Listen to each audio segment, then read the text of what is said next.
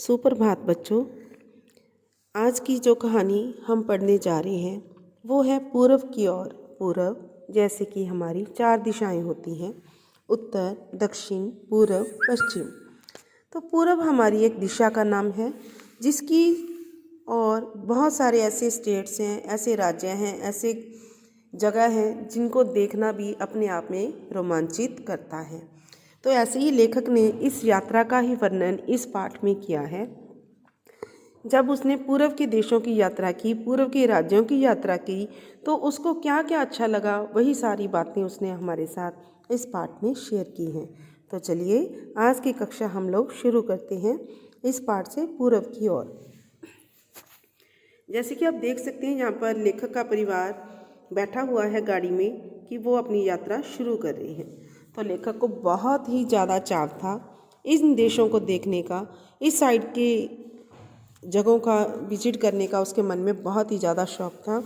तो वो अपने किसी भी तरीके से यहाँ पर घूमना चाहता था। इस बात को उसके माता पिता भी बहुत अच्छे से जानते हैं, इसलिए जब गर्मी की छुट्टियाँ हुई तो उसके अभिभावक मतलब माता पिता इस बात की उसको जानकारी देते हैं तो लेखक बहुत ही ज़्यादा खुश हो जाता है।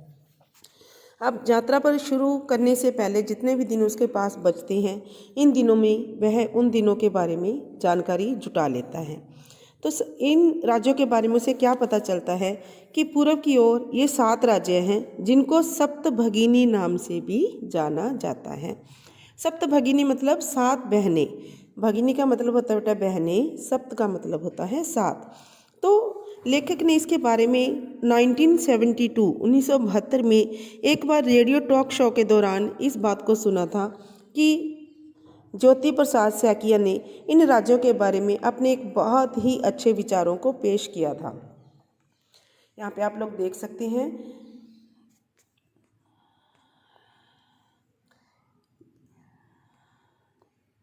ये हमारे 7 राज्य हैं, इनको अंडरलाइन कीजिए। असम, अरुणाचल प्रदेश, मणिपुर, मेघालय, त्रिपुरा, मिजोरम व नागालैंड। यही हमारे 7 राज्य हैं जिनको 7 बहनों के नाम से जाना जाता है।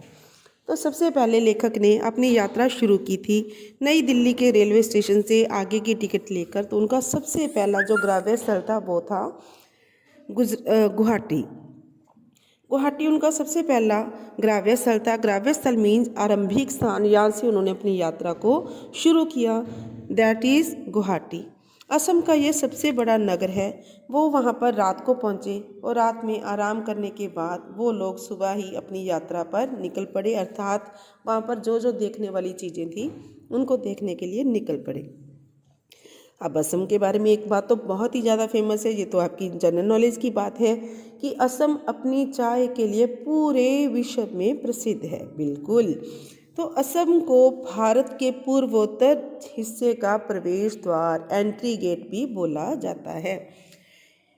तो वहाँ पर लेखक पहुंचकर क्या देखता है, चाय के फैले हुए बड़े बड़े बागान, गगनचुंबी नीले पर्वतों तथा इठलाती नदियों वे सुंदर घाटियों से सुसज्जित असम की सुंदरता अवर्णनीय है। अवर्णनीय का मतलब जिस चीज़ को हम लोग चाहकर भी वर्णन नहीं कर पाते, मतलब वो इतनी ज़्यादा खूबसूरत है कि हम चाहकर भी अपनी कलम से उसको लिख नहीं सकते, जितना लिखें उतना ही कम है। वहाँ के जो पर्वत हैं बहुत ही ज़्यादा ऊंचे ऊंचे हैं। इसके बाद लेखक वहाँ पर क्या देखता है, Kaziranga national park. Kaziranga national park भी आप लोगों ने सुना ही होगा कि वो असम में ही है और यहाँ पर एक मुख्य पर्यटन स्थल है। और यहाँ का एक मुख्य पर्यटन स्थल का मतलब होता है यहाँ पे लोग घूमने के लिए जाते हैं।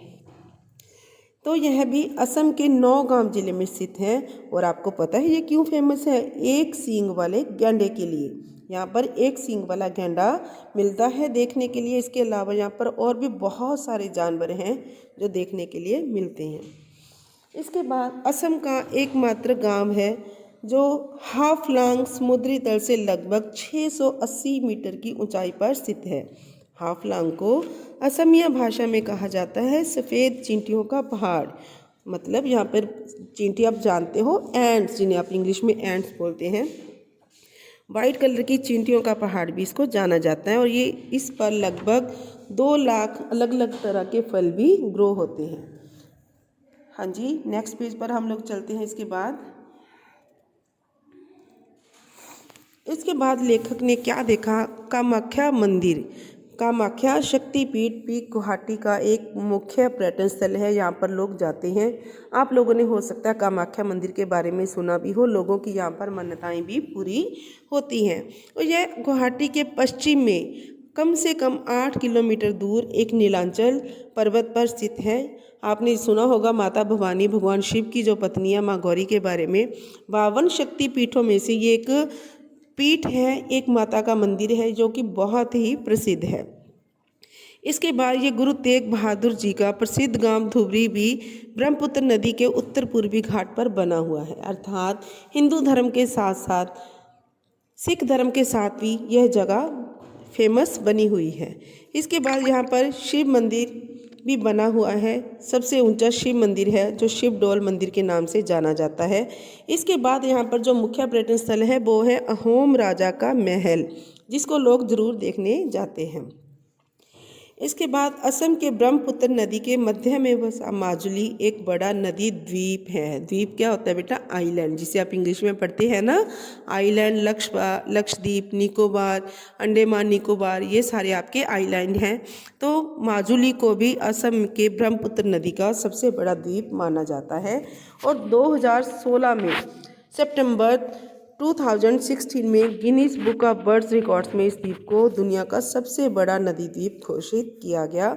अब यह असम का 35वां जिला भी बन गया है। नेक्स्ट जो यात्रा उन्होंने शुरू किया, फोटो में देख ही पा रहे हैं। नेक्स्ट वो असम के बाद मेघालय की राजधानी शिलोंग की ओर बढ़ते हैं। मेघालय, आप इस शब्द को ध्यान से सुनेंगे तो आपको समझ में आएगा कि ये 2 शब्दों से बना हुआ है, मेघ प्लस आलिया। मेघ प्लस आलिया मतलब मेघों का घर। आलिया होता है घर, मेघ होते हैं बादल, अर्थात ये बादलों का घर भी कहा जाता है। अर्थात यहाँ पर बहुत ही बादल होते हैं और हमेशा यहाँ पर बारिश भी होती रहती है। तो इसके बाद मेघालय की राजधानी कौन सी बताई है इन्होंने हमें? शिलोंग। यहाँ पर जो लेखक घूमने जाता है, इसके आसपास भी बहुत सारी देखने योग्य जगह हैं। राइटर यहाँ पे कहता है कि मानसून में जब शिलोंग में बारिश होती है तो ये शहर बहुत ही ज़्यादा खूबसूरत लगने लग जाता है। क्यों? क्योंकि उस समय जो पहाड़ों से जो झरने बहते हैं ना, वो बिल्कुल जिंदा हो जाते हैं। जिंदा का मतलब ऐसे थोड़ी है कि हमारे जैसे बोलने लग जाते हैं, लेकिन उनमें पानी बहना शुरू हो जाता है, जिसके कारण वो और भी बहुत ज़्यादा सुंदर दिखाई देते हैं। मेघालय राज्य की सबसे ऊंची चोटी शिलांग पीक है। पीक का मतलब भी बेटा पहाड़ी होती है, तो इसको शिलांग पीक के नाम से जाना जाता है, जो लगभग 1965 मीटर ऊंची है। और इस चोटी पर खड़े होकर आप पूरे शहर का बहुत ही सुंदर दृश्य देख सकते हैं। रात के समय यहाँ से जलती हुई लाइटें ऐसे दिखती हैं जैसे किसी ने असंख्य तारे यहाँ पर दिखाई दे रहे हों, चमक रहे हों। इसके बाद यहाँ का प्रसिद्ध लेडी हैदरी पार्क है यहाँ पर, जो बहुत तरह के फूलों से सुसज्जित है। तरह तरह के फूल उसमें हैं। इसके बाद वहाँ का एक छोटा सा चिड़ियाघर है जिसमें तरह तरह की बहुत सारी तितलियों का संग्रहालय है। संग्रहालय मतलब तितलियों की भिन्न भिन्न तरह की प्रजातियाँ वहाँ पर कलेक्ट करके रखी गई हैं, पाली गई हैं, वहाँ पर आप देख सकते हैं। मेघालय के बारे में अब क्या खास जानकारी दी है कि मेघालय एक कृषि प्रधान राज्य है। मतलब यहाँ के लोग हैं जो ज़्यादातर खेती पर ही आधारित हैं, उनका जीवन खेती पर ही आधारित है। और पूरे देश में से जूम खेती के लिए जाना जाता है। भारत के अन्य राज्यों में यहाँ पितृ संचालित परिवार हैं। पितृ संचालित परिवार आप लोग अगर अपने घरों में देखेंगे तो आपके दादा दादी ही आपके साथ मोस्टली रहते हैं। और भारत के तकरीबन हर एक जगह पर ऐसा ही है कि हम अपने ग्रैंड पेरेंट्स, जिनको दादा दादी बोलते हैं, उनके साथ रहते हैं। लेकिन मेघालय में मातृवंशीय प्रणाली है। मातृवंशीय का मतलब माता के जो मम्मी पापा हैं, मम्मी के आगे मम्मी पापा जानी कौन हुए? हमारे नाना नानी, उनके मातृवंशीय प्रणाली चलती है। इस वंशावली में माँ की जो माँ बाप की देखभाल है वो बेटी करती है, बेटा नहीं करता। तो यहाँ पर नाना नानी ही अपने बच्चों के साथ रहते हैं और बेटी को ही उस परिवार की सारी संपत्ति मिलती है। इसके बाद क्या है, मेघालय का सबसे जो फेमस पर्यटन स्थल है वो मावसिन राम और चेरापूंजी है। विश्व में यहाँ पर सबसे ज़्यादा वर्षा होती है। कौन है सबसे ज़्यादा वर्षा वाले क्षेत्र? मावसिनराम और चेरापूंजी। मेघालय के पास में ही त्रिपुरा स्थित है। त्रिपुरा में भी अब बहुत सारी चीज़ें देखने लायक हैं, जैसे नीर महल, सिपाही जला, डुम्बुर झील, अगरतला रेलवे स्टेशन, कमल सागर आदि। इसके बाद उज्जैन महल त्रिपुरा का ही नहीं, पूर्वोत्तर भारत का सबसे बड़ा संग्रहालय है। पूर्वोत्तर भारत का सबसे बड़ा संग्रहालय, मतलब यहाँ पर भी तरह तरह संग्रहालय होता है बेटा, म्यूजियम। यहाँ पे आप तरह तरह की चीज़ों को इकट्ठा करके रख सकते हैं। इसके बाद त्रिपुरा सुंदरी, ये भी एक माता का रूप है। तो यहाँ पर इनका भी बहुत सारा बड़ा एक मंदिर बना हुआ है। यहाँ पर उस माता की 18 भुजाओं वाली एक मूर्ति स्थित है और इस माता के 18 हाथों में 18 प्रकार के अस्त्र शस्त्र भी उन्होंने पकड़े हुए हैं। इस मंदिर की गिनती प्राचीन शक्तिपीठों में होती है। प्राचीन शक्तिपीठ मतलब पुराने फेमस मंदिरों में होती है। इसके बाद यहाँ का उन्नाकोटी त्रिपुरा का एक प्रमुख पर्यटन स्थल है। कहा जाता है कि एक रात में कल्लू नामक कुम्हार ने कम से कम 1 करोड़ मूर्तियाँ बना दी थी। 1 करोड़ मूर्तियाँ उसने एक रात में बना दी थी, जिसके कारण इसका नाम उन्नाकोटी बन गया। इसके बाद लेखक का अगला पड़ाव यानी कि यात्रा का अगला हिस्सा क्या है? मिजोरम। मिजोरम का मतलब क्या है? मिजोरम की सीमाएं क्या है? म्यांमार से मिलती हैं। म्यांमार आपने हिस्ट्री में पढ़ा होगा, जब आप मैप बनाते हैं तो आपको दिखाई देता है वहाँ पर म्यांमार। एक साइड पे यहाँ पे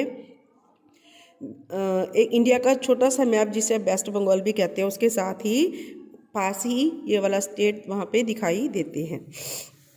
तो मिजो शब्द का अर्थ क्या है? पहाड़ी आदमी या फिर पहाड़ का रहने वाला।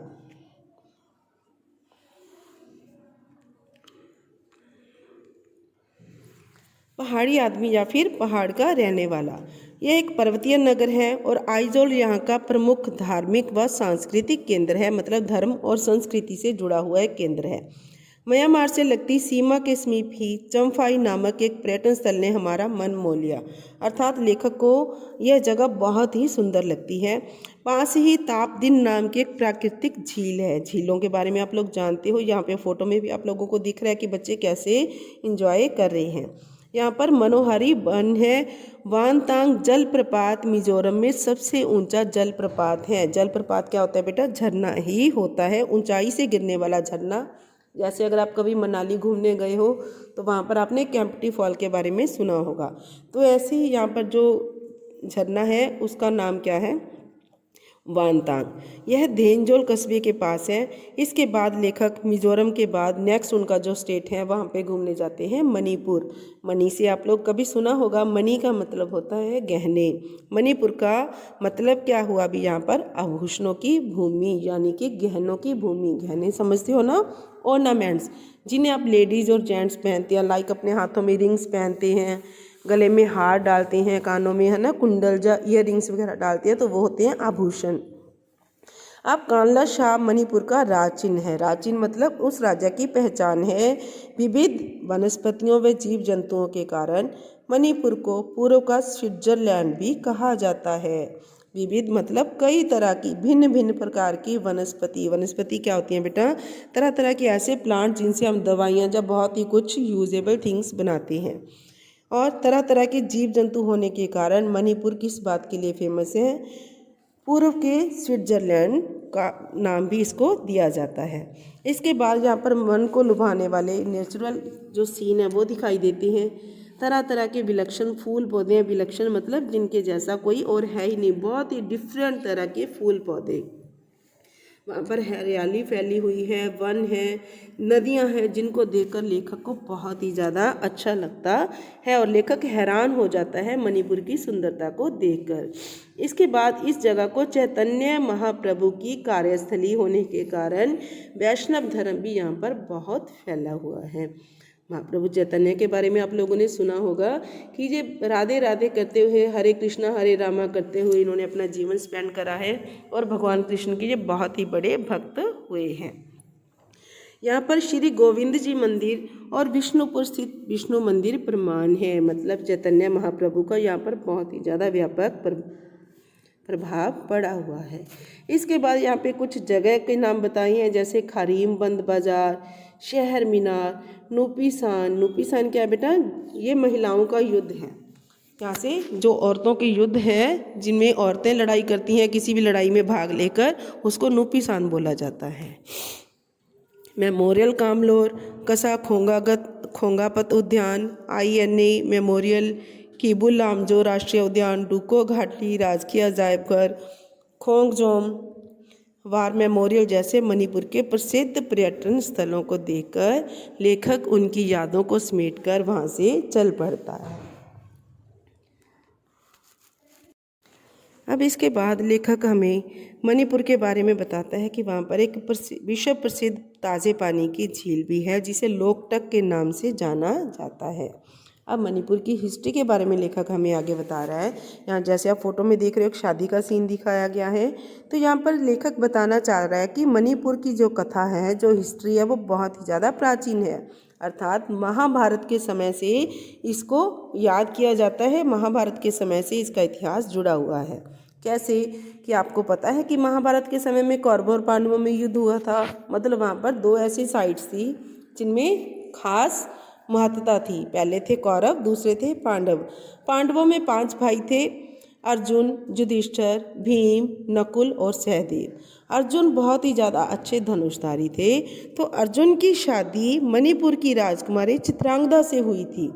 यानी कि राजकुमारी चित्रांगदा मणिपुर की राजकुमारी थी जिससे अर्जुन की शादी हुई थी। तो अर्जुन ने उसको, मतलब आप कहते हैं ना आजकल आप लोग बच्चे एक दूसरे को फूल देकर अट्रैक्ट करते हो, तो अर्जुन ने भी मणिपुर की राजकुमारी को शिरोई लिली फूल देकर उसको प्रभावित किया था और राजकुमारी खुश हो गई थी, जिसके बाद उन दोनों की शादी हो जाती है।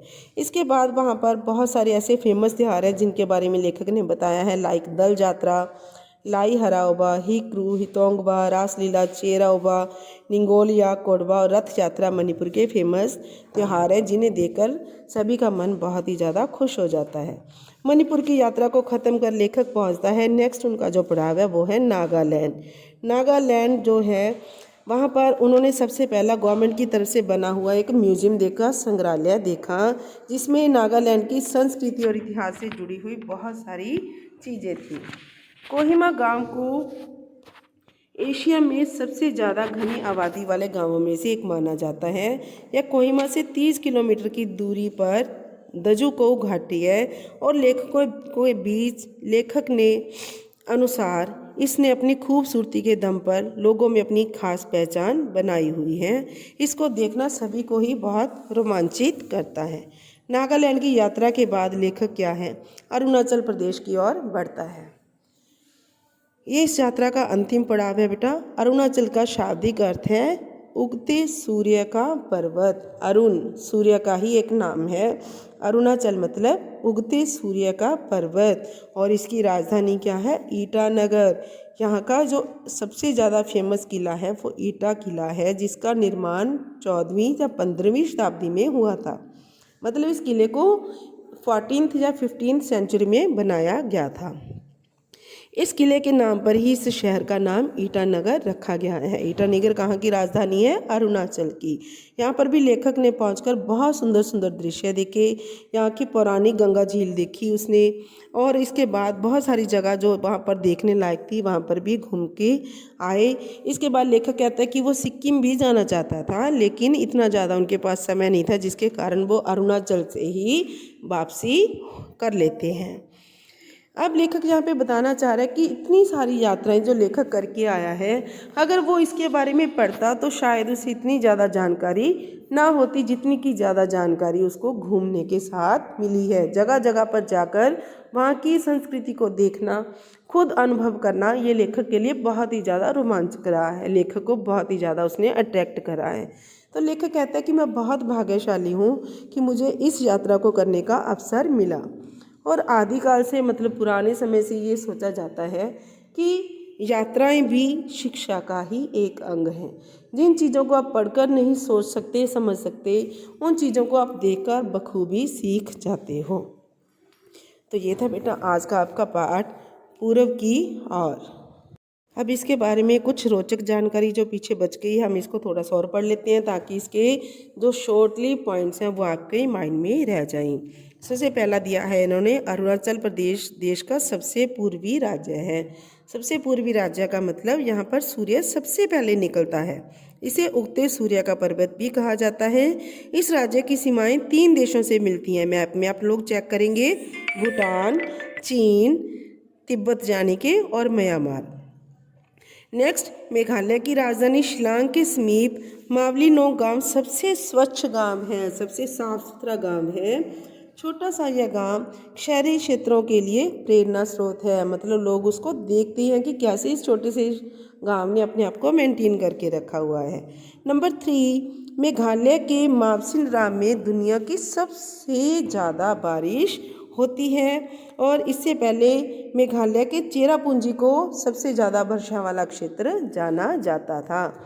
नंबर 4, उत्तर पूर्वी भारत के 2 राज्य कौन कौन से, त्रिपुरा और मिजोरम देश के सबसे ज़्यादा साक्षर राज्य हैं, मतलब यहाँ पर बहुत ही कम संख्या के लोग हैं जो अनपढ़ हैं। साक्षर मतलब ज़्यादातर पढ़े हुए लोग हैं, पढ़े लिखे लोग हैं। इसके बाद क्या है नेक्स्ट, नंबर 5, असम भारत का एकमात्र ऐसा राज्य है जिसमें 3 प्रकार के रेशम पाए जाते हैं। स्वर्ण मुगा ये रेशम के नाम है बेटे, गर्म ईरी रेशम और सफ़ेद पैंट, ये तीनों रेशम अपने आप में बहुत ही नायाब हैं। इनकी किस्में तीनों ही बहुत ही ज़्यादा अच्छी किस्में हैं। नंबर 6, असम चाय उत्पादन में उत्तर पूर्वी राज्यों में ये अग्रणी है, मतलब नंबर 1 पर है। भारत का यह छोटा सा राज्य पूरे विश्व में चाय का सबसे बड़ा निर्यातक है। निर्यातक मतलब लोगों को चाय भेजता है। इसके बाद है निर्यातक होता है बेटा इंपोर्ट करने वाला स्टेट। इसके बाद क्या है, असम के डिगबोई में भारत का सबसे पुराना तेल का कुआं और तेल की शोधशाला भी है। तेल की शोधशाला मतलब तेल को साफ करने का प्रोसेस जहाँ पर चलता है। इस शोधशाला को वर्ष 1901 ईस्वी में स्थापित किया गया है और आज भी दुनिया के सबसे पुराने तेल बनाने वाले क्षेत्रों में डिगबोई का रिकॉर्ड कायम है, मतलब आज भी वो उसने अपनी जगह एक अच्छी बनाई हुई है। नंबर 7, असम का माजुली द्वीप दुनिया का सबसे बड़ा नदी द्वीप है, नदी आइलैंड है और यह ब्रह्मपुत्र नदी पर बसा हुआ है। इसके बाद नंबर 8, विश्व में सबसे छोटे बसे हुए नदी के द्वीप असम के गुवाहाटी में है। ब्रह्मपुत्र नदी पर उमानंदा द्वीप सबसे छोटे बसे हुए नदी द्वीप हैं। ये था हमारा आज के कुछ समरी करने वाले पॉइंट जिसमें हमने शॉर्ट में इनके बारे में जाना कि हमने क्या क्या पढ़ा है। इसके बाद आशा करती हूँ कि आपको ये पार्ट बहुत अच्छे से समझ में आया होगा और आपने इसे एंजॉय भी किया होगा। इसके कुछ क्वेश्चन आंसर्स हैं जो अभ्यास के साथ दिए हुए हैं, तो आपको ये क्वेश्चन बता दिए गए हैं। सप्तभगिनी किन राज्यों को कहा जाता है? आपके पेज नंबर 1111 पर ये सारा फर्स्ट स्टैंजा में दिया गया है, जिसको मैंने अंडरलाइन भी करवाया था। असम, अरुणाचल प्रदेश, मणिपुर, मेघालय, त्रिपुरा, मिजोरम व नागालैंड, यही हमारे सप्तभगिनी राज्यों के नाम से जाने जाते हैं। काजीरंगा नेशनल पार्क कहाँ है? काजीरंगा नेशनल पार्क असम के नौगांव जिले में स्थित है। फेमस क्यों है भाई, क्यों प्रसिद्ध है? एक सींग वाले गैंडे के लिए। मिजोरम शब्द का क्या अर्थ है? मिजोरम शब्द का अर्थ है पहाड़ी आदमी या फिर पहाड़ का रहने वाला। अब मणिपुर के साथ कौन सी पौराणिक कथा जुड़ी हुई है? महाभारत काल के साथ एक हम लोगों ने इसको कोरिलेट बताया था ना इन्होंने, कि मणिपुर की राजकुमारी चित्रांगदा की शादी पांडवों में अर्जुन के साथ हुई थी और उसने शिरोई लिली फूल देकर उसको प्रभावित किया था। अरुणाचल को उगते सूरज का पहाड़ क्यों कहा जाता है? क्योंकि यह भारत का सबसे पूर्वी राज्य है और यहाँ पर सबसे पहले सूर्य निकलता है, इसीलिए इसे उगते सूरज का पहाड़ या उगते सूरज का पर्वत भी कहा जाता है। पूर्व मध्यकाल में छात्र विद्याधन के लिए क्या करते थे? यात्राएं करते थे। पहले यात्रा को भी शिक्षा का एक अंग माना जाता था, इसलिए आजकल भी आप लोग देखते हैं कि स्कूलों से बहुत सारे बच्चों को ट्रिप पर या पिकनिक पर भी ले जाया जाता है। तो आज की कक्षा यहीं पे समाप्त होती है। आशा करती हूँ इस पाठ को आपने बहुत मज़े से सुना होगा, एंजॉय करा होगा और बहुत सारी जानकारियाँ भी आप लोगों को मिली होगी। अगर कभी आप में से भी किसी को इस यात्रा को करने का समय मिलता है, अवसर मिलता है, तो उसका लाभ उठाइए और इन जगह पर ज़रूर घूम कर आइए और अपने अनुभव भी शेयर कीजिए। धन्यवाद।